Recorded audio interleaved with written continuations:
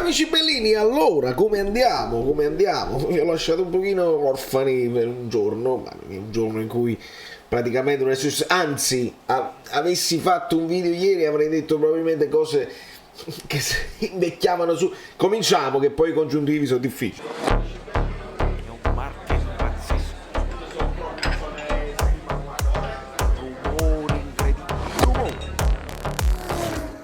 Allora, per fare insomma il punto della situazione, prima di tutto Alexander Mendazze, credo che sia georgiano, stanno arrivando i georgiani,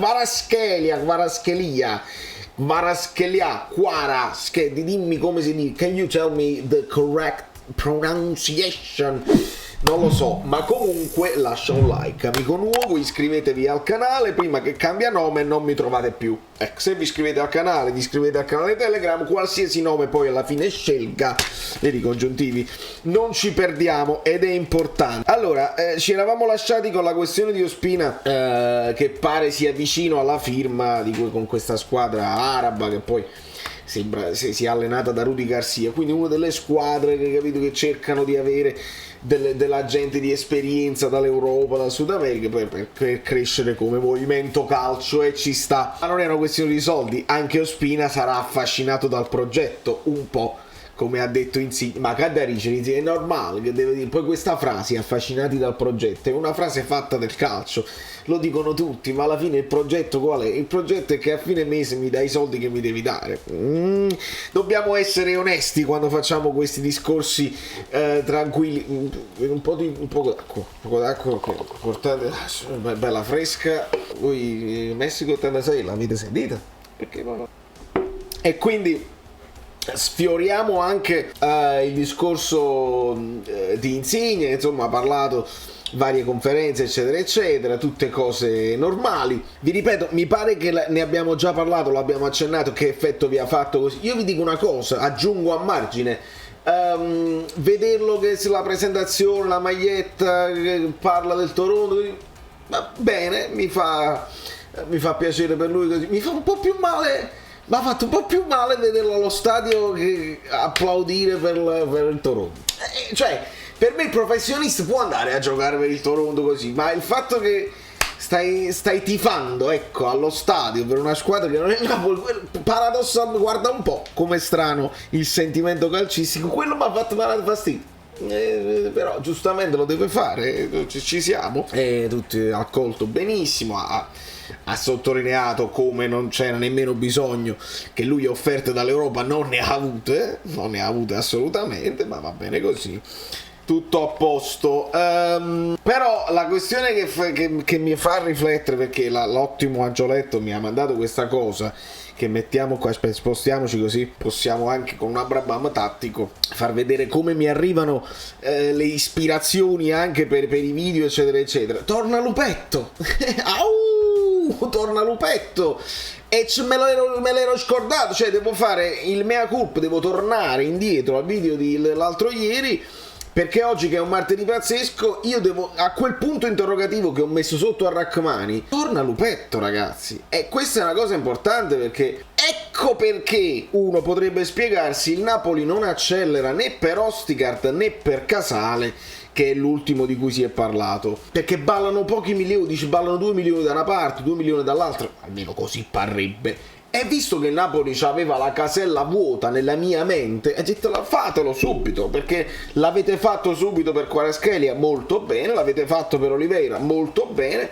Poi le altre situazioni sono in bilico, sono in ballo, perché le avete portate in bilico, in ballo, siamo chiari, Ospina, Mertens eccetera eccetera, e quindi uno aspetta. Però sul difensore no, e però sul difensore sì. Quindi, sapendo che l'Empoli non riscatta Lupetto,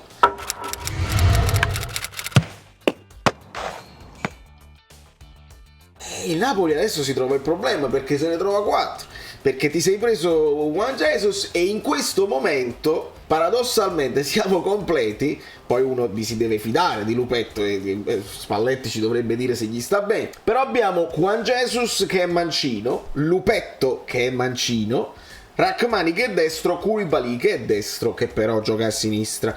Quindi se manca Koulibaly, uno può immaginare che ci metti Juan Jesus. a sinistra, mancino così. Se manca Rachmani, e lì se ci devi mettere Juan Jesus devi spostare Juan Jesus a sinistra e Koulibaly a destra, o lo stesso Lupetto a sinistra e Koulibaly. Il problema è se mancano tutte e due, perché ti ritroveresti Lupetto e Juan Jesus tutte e due mancini, e lì potrebbe essere un problema. Ecco perché Casale piace, secondo me, aggiuntoli come al Napoli, come a me, Casale l'ho visto giocare poco, però mi dicono quelli che hanno fatto il fantacalcio che se lo sono ritrovato con ottime prestazioni. Casale è destro e ogni tanto si può spingere anche terzino destro, il che non è male se il Napoli effettivamente conserva Zanoli, che comunque sappiamo che dovrebbe, ci può anche essere l'idea di mandarlo a giocare Zanoli, perché se lo tieni riserva di Lorenzo, Zanoli non gioca mai, e questa esperienza che gli serve di fare campionati da titolare, quando la fa, che Di Lorenzo si ferma una volta, 2 volte al massimo durante il campionato, quindi potrebbe essere un'idea prendere uno che può fare anche il vice Di Lorenzo nelle pochissime occasioni in cui servirà. Il Napoli non deve essere ottimista, devi sempre pensare che si possono far male tutti contemporaneamente, e quindi considerare il fatto di dove lo mandiamo a giocare. Il Bari potrebbe essere interessato a Zanoli, come a Zerbin, come a Foloruncio, come ad Ambrosino, come a Gaetano. Tutti potrebbero essere interessati ai nostri giovani e dobbiamo fare una scelta. Interessante il discorso del portiere, perché, mettiamolo sempre qua, così ci dicono, e poi sbagliano pure Maximiliano, qualcuno sbaglia, invece non cambia.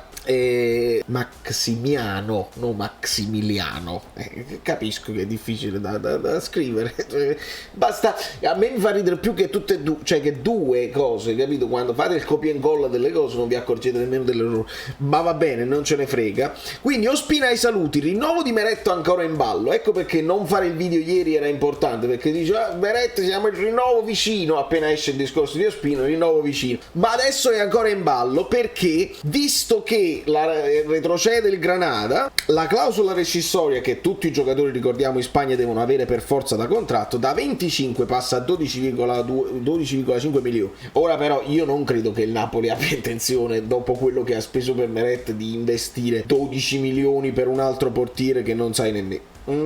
La vedo difficile, però secondo Marca il club, tenendo conto della volontà del portiere che vuole andare via perché comunque non vuole giocare nella Serie B spagnola, avrebbe aperto al prestito con diritto di riscatto che si convertirebbe in obbligo nel caso in cui non si riesca a tornare in Liga, cioè se il Granada, e noi che non ho capito, noi dobbiamo mantenerci a questo così per sfizio vostro, e questo il Granada torna subito, me ne torno così.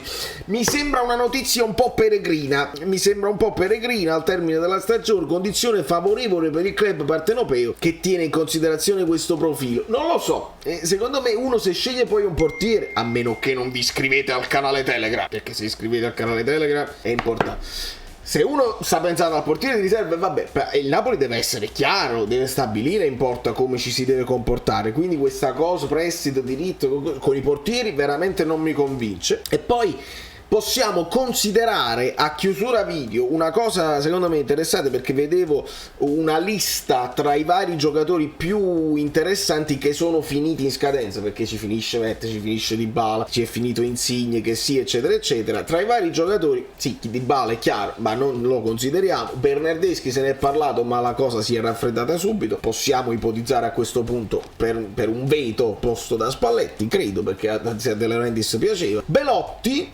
ma speriamo che Osimhen effettivamente non sia interessato nessuno, che non quest'anno, e quindi Belotti non lo consideriamo. Difficile avere Belotti come secondo di Osimhen, è complicata. Ranocchia che si accasa al Monza, e poi rispunta Vesino. Perché non sto sentendo Vesino e sto sentendo Nandez? Quindi appena esce la notizia di Napoli interessato a Vesino per sostituire Dem, fatemelo sapere e io vi spiego che effettivamente Vesino Spalletti lo utilizzava anche come sottopunta. Il fatto che Spalletti ama i mediani che fanno i sottopunte, e per me lo poteva fare Dem anche. Vesino, che ha 30 anni e va in scadenza con l'Inter, potrebbe essere un'idea per il Napoli. Uscirà, credetemi, uscirà. Stracoscia Lazio, e quindi anche per la Lazio si è parlato di questo Maximiano, no? Quindi secondo me Marca ha avuto una telefonata dalla gente, così comincia a parlare del Napoli, che mi pare che ce l'hanno chiesto, poi dopo così il nome comincia a girare, qualcuno si interessa, e così escono poi le notizie.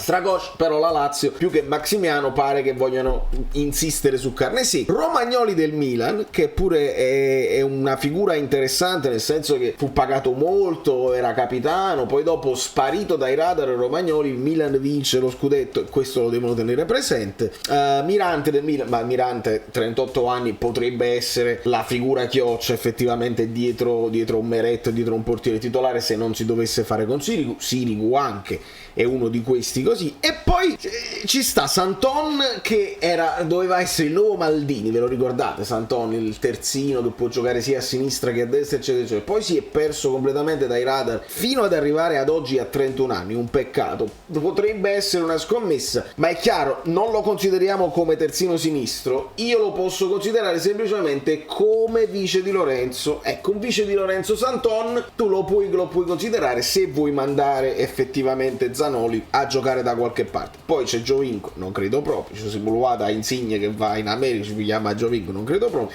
Callecon va in scadenza, probabilmente andrà in Spagna. E poi interessante, secondo me nessuno ne parla mai, Keita Balde, che ha ancora 27 anni, che è un giocatore che ha dei colpi importanti, che può giocare secondo me sia prima punta, sia sottopunta, sia sugli esterni.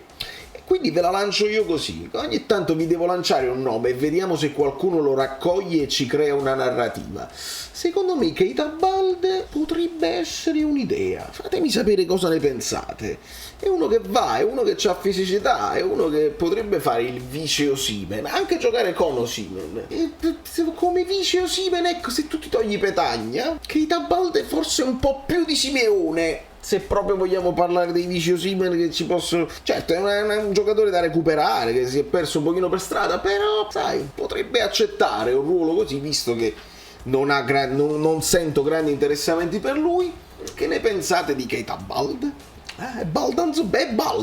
Baldanzoso. Di conseguenza, signori, fatemi sapere se ci sono cose che Mertens ha già ricevuto Mertens, non mi pare proprio il caso, perché poi esce nella stessa giornata, nell'ambito di 3 ore, il Napoli aumenta da 1,2 che voleva offrire a 1,5, poi arriva la radio ufficiale che dice no, il Napoli non ha risposto proprio, non si sentono proprio, ognuno sta facendo i fatti suoi. Mertens è in vacanza, De Laurentiis è a Los Angeles, quindi non si parla proprio di questa cosa qua. Fatemi sapere delle idee, perché dobbiamo capire questa situazione. Casale il Lupetto adesso che mi interessa, oltre al portiere, e questa cosa del vice Osimhen, perché bisogna parlarne, perché Petagna pare che ci sia molto interessamento da parte del Monza. Come per un ass ci possono essere delle cose, qualcuno diceva che pure un ass non vuole rinnovare, vuole arrivare a scadenza per pigliare più soldi. Questo è l'andazzo, signori, un po' in generale in tutta Europa, purtroppo ci dobbiamo adattare. Ecco perché l'idea che da Balde, l'idea degli svincolati, qualcuno potrebbe funzionare.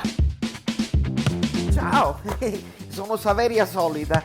Se arriviamo a 15.000 iscritti su YouTube è una cosa di cortesia, ma secondo me dovreste seguirlo anche su Instagram, @ValerioFluido. Fa tutte queste cose credi. Sei iscritto pure a TikTok? Di più, dai, basta, sei cringe. Quante cose.